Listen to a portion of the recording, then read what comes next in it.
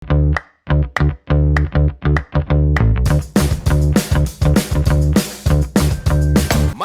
Podcast, arungi lebih dalam. Halo tim Marves, kembali lagi di Marves Podcast bersama saya Ardenis Bertramanta. Kali ini kita bakal bahas soal salah satu event internasional yang akan dimulai di tahun 2024, yaitu World Water Forum.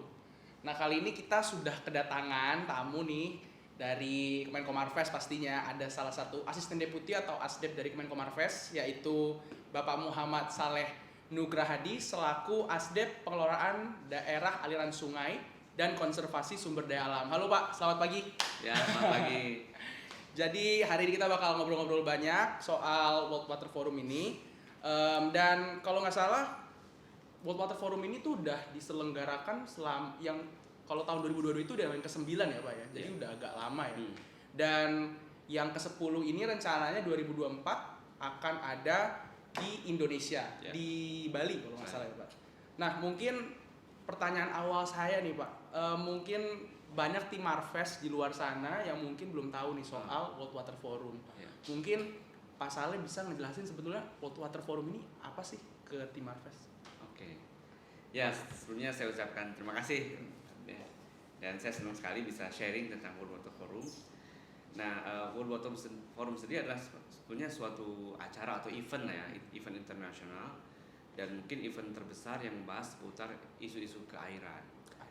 Dan mungkin kita selama ini lebih mengenal COP misalkan, COP perubahan iklim. Nah, sebenarnya isu air ini isu yang sangat penting juga ya, tanpa air kita nggak bisa hidup. Nah, jadi penyelenggaranya ini adalah sebetulnya Dewan Air Dunia atau World Water Council ya, yang saat ini di ketuanya itu namanya Presiden Louis Michel dari Prancis, dan juga dia bermitra dengan Global Water Partnership atau kemitraan global air, dan dia diselenggarakan setiap 3 tahun. Nah, World Water Council sendiri itu berdiri tahun 1996, dan sejak saat itu karena memang isu air ini sangat penting, dia menjadi konsul atau dewan yang juga berpengaruh ya untuk menempatkan isu air di puncak isu global gitu. Dan setahun setelah berdiri tahun 96 itu, World Water Forum yang pertama itu diselenggarakan tahun 97 kalau nggak salah di Marrakesh di Maroko gitu. Itu yang. Nah, sekarang memang sudah 9 kali, yang terakhir tuh berlangsung di Dakar, Afrika, Senegal ya. Senegal. Dan nanti yang berikutnya adalah 10.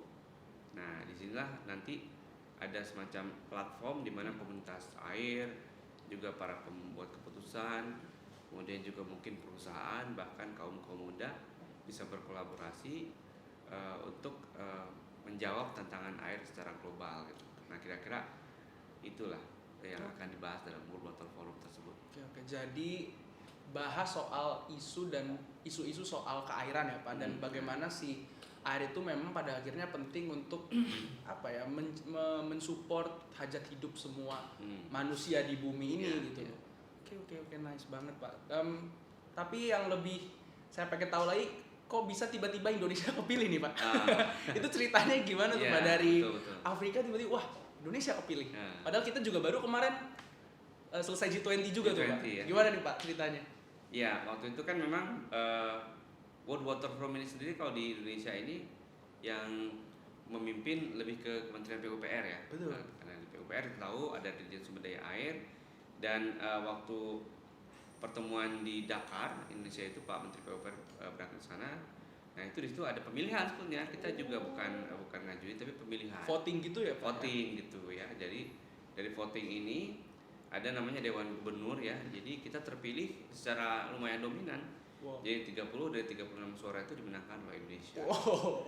Nah, jadi terpilihlah kita sebagai penyelenggara World Water Forum yang ke-10 ini gitu. Nah, itu kira-kira seperti itu ceritanya ya. Dan kalau menurut penuturan Pak Menteri PUPR, ketika voting itu Indonesia milih gimana nih, langsung di Bali gitu. Jadi Indonesia-nya nggak dipilih, bukan di Bandung atau tapi langsung di Bali. Udah langsung Bali aja. Iya. Jadi langsung lah.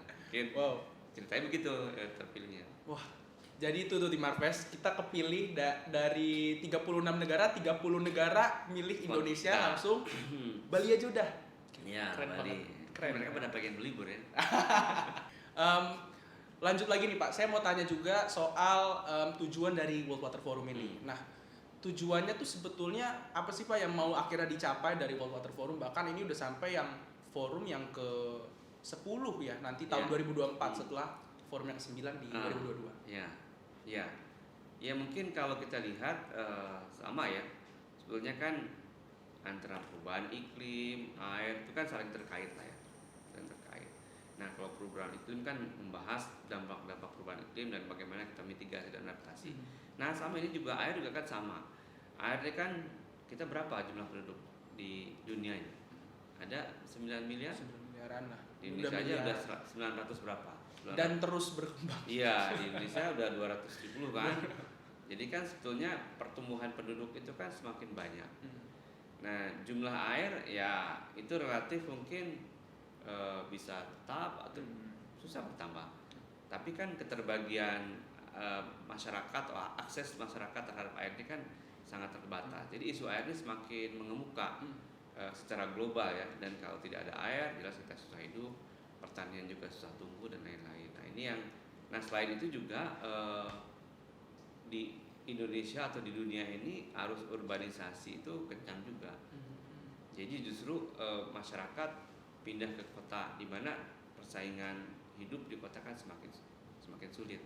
Nah artinya isu air, nah air di sini tidak hanya air untuk minum, tapi juga sanitasi misalnya kan. Nah itu kan semakin. Nah keduanya itu adalah bagian daripada tujuan pembangunan berkelanjutan.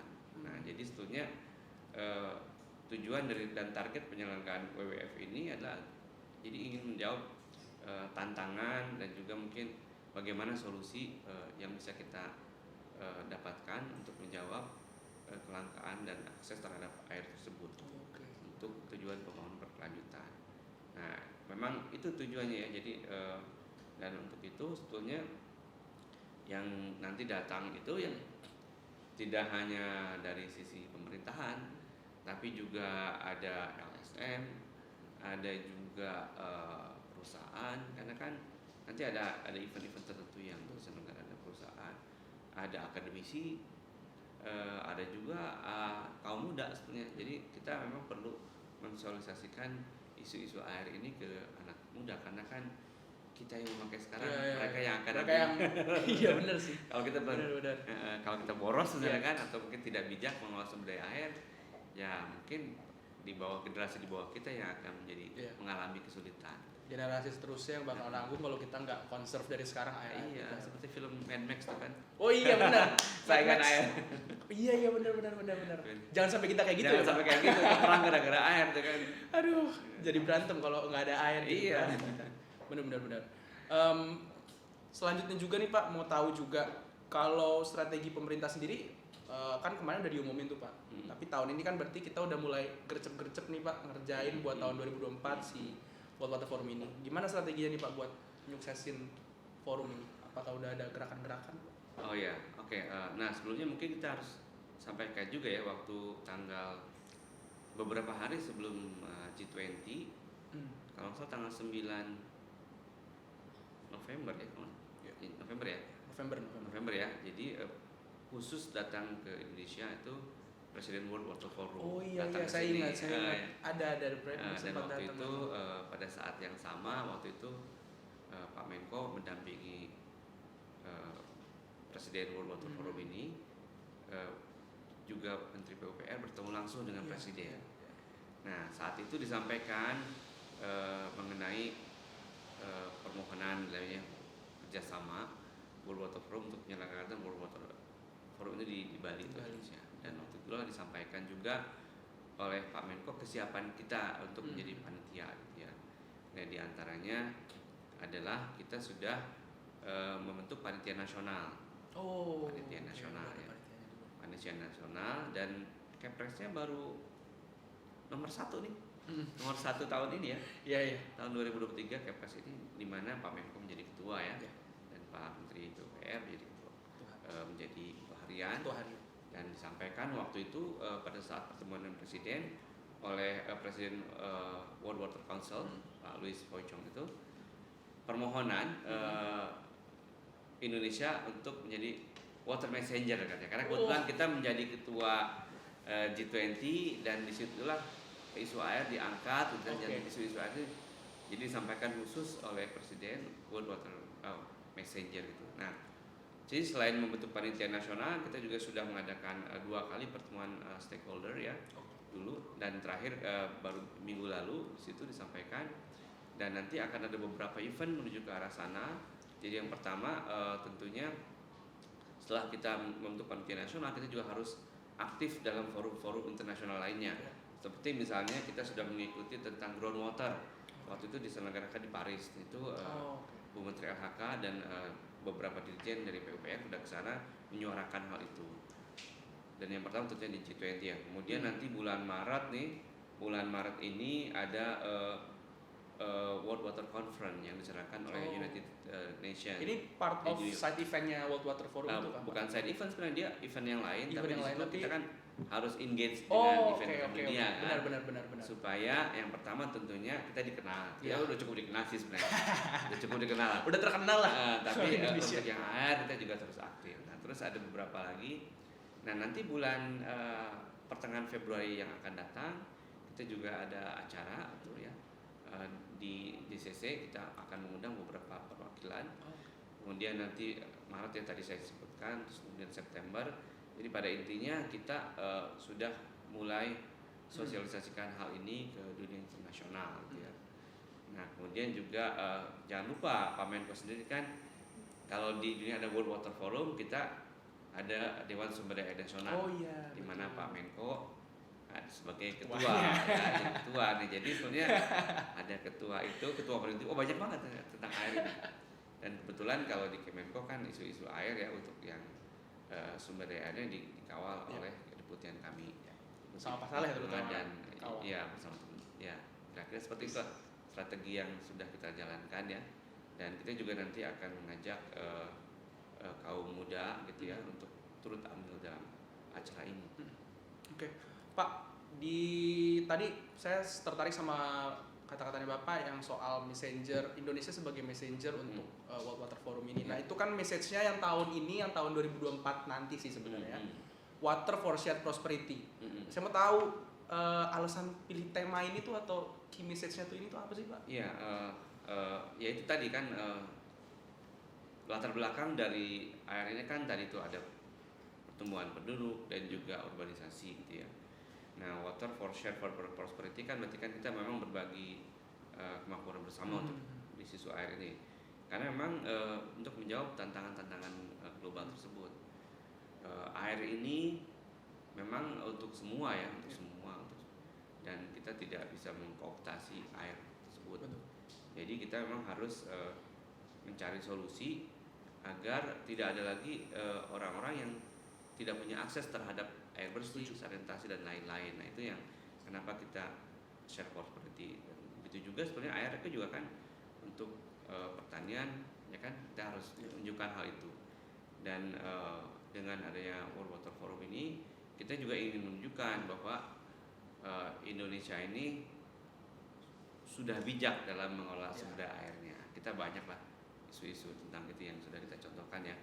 Dan mungkin beberapa aspek, contohnya yang kami kawal di Kemenko, contohnya yang tentang Citarum ya. Dulu Citarum jelek banget sudah kan. Nah, sekarang dalam 3 tahun alhamdulillah sudah jauh berubah. Gitu. Mungkin sampah tidak ketemu lagi di sungai. Kualitas air juga sudah meningkat, dan mudah-mudahan kita dalam 2 tahun ke depan akan lebih meningkat. Amin. Dan ya banyak lah itu. Jadi kita buat WWF ini sebagai etalase juga buat kita. Jadi pesannya air untuk kesejahteraan bersama ya Pak. Siapapun bisa menikmati air tanpa terkecuali, istilahnya kayak gitu ya Pak ya. Lanjut lagi nih Pak. Mungkin ini akan jadi pertanyaan-pertanyaan netizen juga di luar sana. Kayak G20 kemarin, ngapain sih kita ngadain acara gede-gede, acara internasional gede-gede buat hal-hal seperti ini. Terus Mungkin di sini akan muncul lagi nih pertanyaan-pertanyaan kayak gini Pak soal World Water Forum. Ngapain ngadain World Water Forum? Acara gede-gede segala macam buat apa gitu. Nah, di sini yang mau saya tanyain sebetulnya saat kita nanti ngadain ini nih Pak di Bali di World Water Forum ini, terus mereka semua pada datang, stakeholder semua pada datang. Keuntungannya apa sih Pak dan manfaatnya buat Indonesia apa sih Pak? Oh, iya oke. Sebetulnya yang pertama kan memang kita jadi World Water Forum itu diselenggarakan oleh World Water Council dan Kementerian Air Global gitu ya, dan host tuan rumah. Betul. Dan memang kita ada ketentuan kontribusi dan lain-lain gitu ya untuk itu. Tapi kan sebetulnya tadi itu yang disampaikan kita secara politis tadi oleh Presiden air itu diminta menjadi penyampai pesan gitu, tentang isunya air gitu. Jadi setelah politis mereka meminta. Nah kedua tentunya dari sisi diplomasi ini ya kita juga semakin dikenal. Nah terus juga ya selama ini kan kita mengundang itu pasti kita bersolek lah, dan Bali kan sudah cukup maju lah. Jadi kalau istilahnya kita mentargetkan 100.000 orang datang. Nah 100.000 orang tuh mungkin ya 25.000-nya peserta, tapi 75.000 itu yang ikut gitu. Jadi biasa kalau konferensi itu mungkin 5 hari ya 3 hari konferensi, 2 hari yang liburan. Itulah kita harapkan ada dampak samping dari orang-orang yang hadir ke sini, mungkin memanfaatkan waktunya pada saat itu, tapi mungkin juga suatu ketika datang kembali. Itu yang mungkin dampak samping yang kita harapkan, dan ada bergulirnya perekonomian juga di sana. Gitu. Saya jadi nangkep berarti ada dampak perekonomian yang juga pengen kita jalankan juga pasti nggak mungkin nggak gitu. Jadi masyarakat setempat juga ngerasain gitu saat mereka datang. Ya, dan jangan lupa ketika kita persiapan, di situ juga ada aktivitas yang terjadi di tempat yang kita tempati kan. Kayak Bali lah contohnya misalnya. Bali. Ya, tapi dari kata-katanya Pak Saleh berarti dunia tuh ngelihat Indonesia sebetulnya udah proper banget ya, maintenance airnya tuh udah bagus banget ya Pak, bisa dibilang sampai kita diminta untuk kita jadi messenger. Oh iya. Nah sebelum kita diterima tuh itu kan ada namanya country agreement ya, host agreement. Sebetulnya ada tim yang datang ke Indonesia, ke Bali meninjau gitu, dan waktu itu diterima oleh Pak Menteri PUPR, melihat suasana Bali dan lain-lain, dan mereka langsung menyampaikan penilaian dan kesannya.